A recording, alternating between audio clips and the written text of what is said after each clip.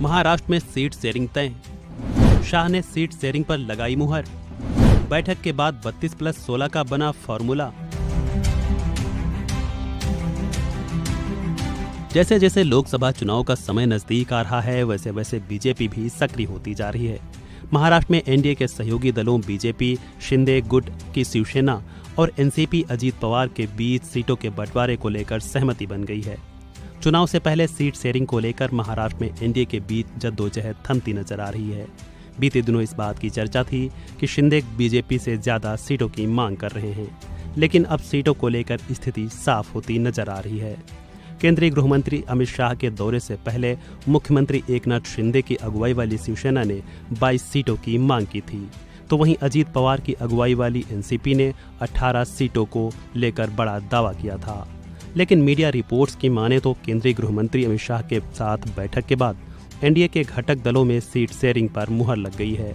कहा जा रहा है कि तय फॉर्मूले के मुताबिक महाराष्ट्र की 48 लोकसभा सीटों में से बीजेपी 30 से 32 सीटों पर, तो शिवसेना 10 से 12 और एनसीपी 6 से 8 सीटों पर अपने उम्मीदवार उतार सकती है।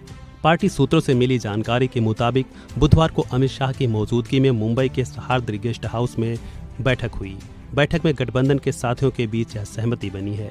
मुख्यमंत्री एकनाथ शिंदे और बीजेपी मुंबई के अध्यक्ष आशीष शेलार के साथ अमित शाह ने करीब 45 मिनट तक चर्चा की। तय किया गया कि सीएम शिंदे और अजीत गुट को केवल जीतने की क्षमता के आधार पर सीटें दी जाएंगी।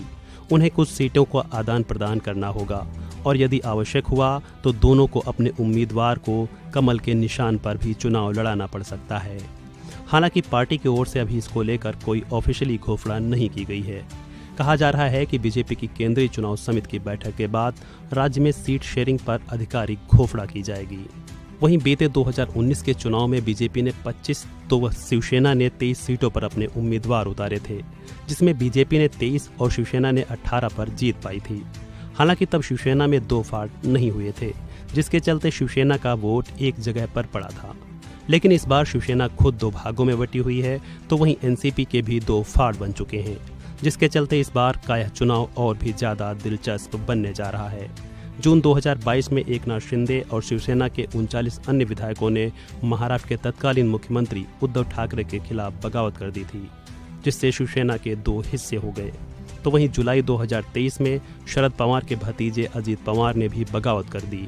वे शरद पवार की एनसीपी को तोड़कर 9 विधायकों के साथ भाजपा शिंदे की सरकार में शामिल हो गए थे।